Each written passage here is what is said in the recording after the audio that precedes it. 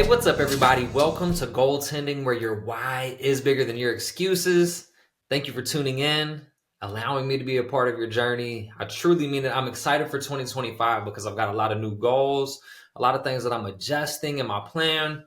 But today's episode, I want to kind of share the struggle that I was going through a large part of the end of 2024 and am carrying into this year. Really the challenge of managing a heavy workload. I know I'm not the only one. I know a lot of people who listen are goal getters. You're going after it in life. So I want to share some of what I'm going through and how I'm, prioritizing, balancing, working through all of the different things that I'm juggling and handling right now to help you in your journey. So make sure that you like, subscribe, comment with your thoughts and questions to join the conversation. I want to hear about, what it is you're struggling with, ways that you found to be effective in managing your workload and your priorities in life. So make sure you share those. So to get into the episode, I have always been one to take on a heavy workload. I won't say always. I learned work ethic through one of my close friends and his family throughout my younger years in life. And I would say around the end of high school, I started to realize if I want out of the situation that I've been in, I'm going to have to grind for it. I'm going to have to find ways to make money, to create value, to get myself out of the situations that I've been in. Like if I want different, I have to do different. So coming out of high school, that summer between high school and trying to figure out what I was doing for college, I was already working night shift. I was working a second job and then picking up anything else that I could for money. I ended up helping one of my friends' grandparents paint their kitchen in between the two jobs that I tried to pick up during the summer. As I'm figuring out what I'm going to do for college, like what's the next step for me and figuring out life. I get to college and I end up taking everything on. I've talked about the story before of, my first year, my friend's parents helped me cover tuition. And after that, I said, I will figure out a way myself moving forward. And so college was really like the beginning of the grind. And I didn't realize even how much I was taking on until I commissioned as an officer in the Army National Guard when I graduated from college. And so at the graduation ceremony, one of my ROTC professors had the opportunity to just say a few words about me and recognize me for commissioning. And because my school branched off of another school, it was a small private college, at that time, Union College, now known as Union Commonwealth University. I was the only one of my class that was did ROTC and that was commissioning that year. So there was a piece, and he pointed out I was balancing a full-time class schedule, work study, an internship, on the basketball team, fulfilling my Army National Guard duties, taking on ROTC responsibilities in addition to those things. And I was a student ambassador for the school to give campus tours and do things to help the campus. So taking all of these responsibilities and different things on, and I guess I was constantly busy. I had a lot going on, but I didn't realize it until he pointed it out. And I was like, wow, I really did take a lot on. And that was my first exposure to it. Now, transitioning to work beyond college, I think I had a long period of, party phase. Like I just worked and I kind of lost that work ethic, grind outside of work, for a little while. And I've gained that back over the years through getting my master's, through continuing my National Guard position. I think it was when I deployed in 2019, 2020 that it kind of reopened my eyes. So I'm sitting here during deployment and I'm like, technically I consider myself to be working 24 hours a day right now because I'm somewhere that I don't want to be for all 24 hours of the day. I'm away from home.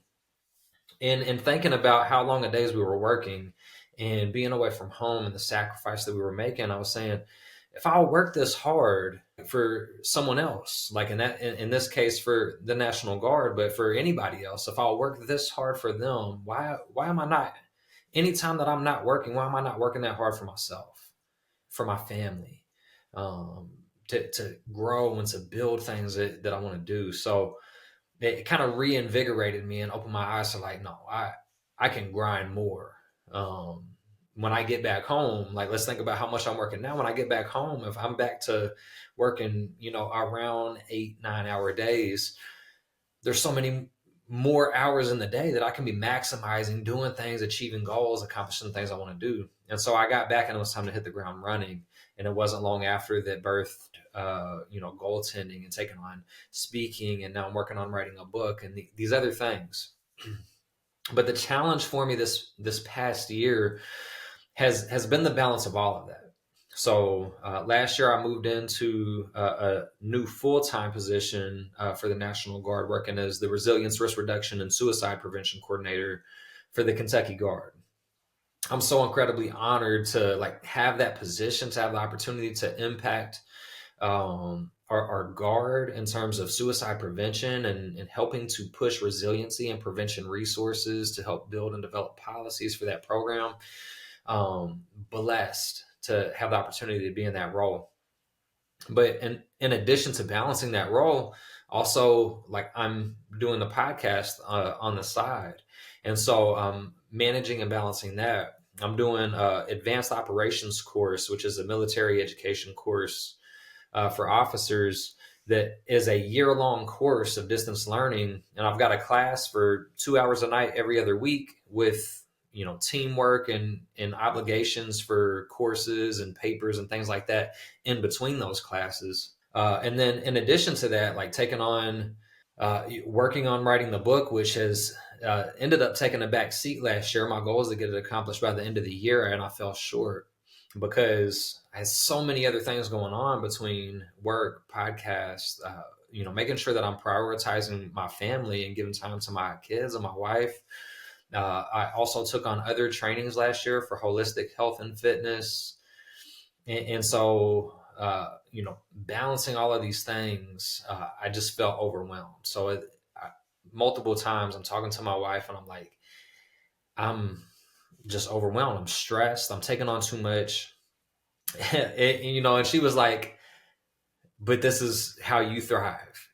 She's like, that's you. You take on the hard things, you do the hard things. And it was a good reminder, but at the same time, it was like, am I taking on too much to where I can't be great at any one of these things? And so I know that a lot of you may be in that same position. Like you care about doing good at everything that you do. And so if you take on too many things and you're trying to be great at all of them, you're spreading your attention too thin to where you are not able to be great at any one of those things. You are able to like maintain or to float or to do good enough.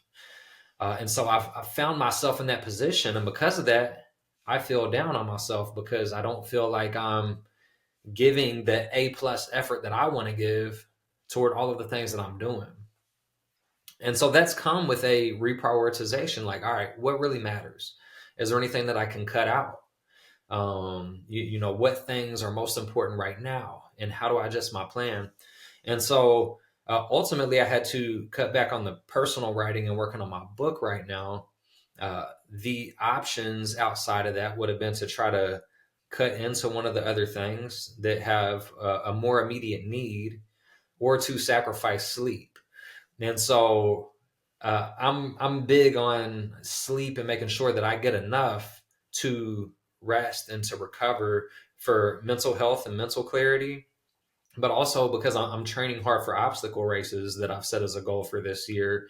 And so with that training, I know that my body and my muscles need that rest for proper recovery, right? So I'm not willing to sacrifice sleep. And the advanced operations course, that is a military obligation for the steps and what I'm aiming for in my career for the military. And so that is something that is not forever. I recognize that ends in May this year. And so I was able to say, like, I need to put the book to the side for now so that I can focus on getting these things done. Now, I'm still working in small pieces of personal writing, like a daily journal of like just a positive journal note, something small, but it keeps me writing. It keeps my mind like focused in that arena so that when the course ends this year, I can transition all of the time I'm putting toward that course back toward writing the book. But I will say a combination of things between being overwhelmed, maybe some seasonal depression where you go through the winter period of like the super short days and it's dark outside. I just felt down from not being great at things, from taking on too much, maybe some seasonal depression. And I was like, I need to talk about this because I know I'm not the only one. And so the first thing I want to say is like, you're not alone in those struggles. Like if you've been down, if you've been struggling with motivation, if you're taking on too much, so you feel even more down because you can't be great at any of them because you're trying to take on everything. So what I have done is reprioritize. Like, all right, is there anything I can cut out? Or if not, how can I get things like some of these things done as soon as possible to get them off my plate to free up time for the things I want to be doing? So I've worked ahead in my advanced operations course as much as I can to free up a little more time in between the things that I need to do for that course, right? So now I've got a little more leeway. I'm ahead in the course and I can put time toward other things. And another piece of it is like communicating with my wife or your significant other, your spouse. Like if you're doing all of these things, your significant other, spouse, partner, wife, husband, any one of them, they're your teammate. Like you got to work together, and that means communicate the challenges, communicate your schedules. And so each week, my wife and I are sitting down and we're talking about, all right, what things do we have coming up this week? We sync our calendars. Like, all right, the kids have this going on. These are when practices are. All right, these are things that I have to do. And then of our priorities, we get them scheduled into the week. Then if there's any time open, we can say, all right, what do we want to do at that time? And we can say, all right, let's make sure that we plan time for being together as a family, you know, to doing things that just fun activities with the kids or like sitting down and having dinner at the dinner table at least once or twice a week, you know, making sure that we schedule and we plan all of those things in. But the most important thing is just communicating them, like talking through them. So as I'm going through that depression and that struggle of like, am I failing because I'm trying to take on too much and I'm not doing great at any of the stuff that I want to be great at? And I'm sharing that with my wife, and she was able to lift me up and remind me, like, you take on hard things and you will feel better once you get through this, you know? So lean on that person if you have them, if not a friend, a family member, like somebody that you trust and that you care about and that cares about you. Have the conversations. Now, in those situations, if it's not a significant other, like you don't have to get in depth on like sharing calendars and stuff like that. They're not necessarily your teammate in this, but think about like who's my team, you know, who's going to lift me up, who's going to help me to the other side. So that's just a really quick, like down and dirty. Like I've been going through it, I've been struggling, and I know that I'm not the only one. And I want you to know that you're not the only one. You're not in it alone. And so some of those best practices of, you know, communicate if you've got a partner or a teammate, and make sure that you are effectively like using your calendar and setting priorities. Actually prioritize.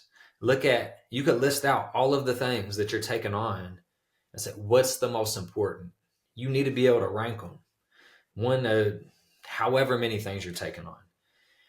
And then also you can look at the immediacy. So like for AOC, that's something I'm doing right now. I have to get done and it has an end date. Like it's going to be done by May this year. So there's times where I'm like, I don't want to do this, but I see the finish line. I'm going to get it done because it helps with the career progression I'm aiming for. So it is on track toward my goal. So I prioritize around that. I make sure that I'm getting it done and it has an end date to it. And when I get that done, I'm able to shift priorities again. So just think about those things. How can you shift priorities? Is there anything you can take off of your plate? Are you communicating everything that you can with your teammate so that it's not just you in it? It's not just you grinding and trying to figure it out. Like, you're getting the support, you're syncing the schedules. There's times where, like, my wife was like, I know you have those things. I got the kids. Don't worry about that. Then we'll take the responsibility. But I want to be there for my kids. And there's times where I have to, prioritize something else. I have to do this. And because I'm doing that, my wife works as my teammate. She's like, I got this over here. You take care of that. And by doing that, we're able to maximize our efforts and make sure that we're taking on all of our responsibilities. You all are not alone. All right. Prioritize, take on those challenges. It's okay to put yourself in those hard situations, to be overwhelmed a little bit, but don't do it to the point that you're like hurting your mental health. I had to recognize, like, I'm struggling right now. Like, I'm feeling down. I'm stressed. And it's okay to take that on for brief periods when you need to, if it aligns with your goals. But if you try to keep yourself in that constant state, it will impact your health long term. Like, taking on that much stress and that many things, and it will prevent you from being great at the things you want to be great at. So thank you all for tuning in, allowing me to be a part of your journey. Go put it to practice. Get your priorities straight for this year. People fall off of their New Year's goals in that first week, in that first month, the very beginning of the year. And so don't lose sight of what it is you're working toward. Thank you for tuning in, allowing me to be a part of your journey. Don't forget to go like, subscribe, and comment with your thoughts and questions to join the conversation, and let's grow.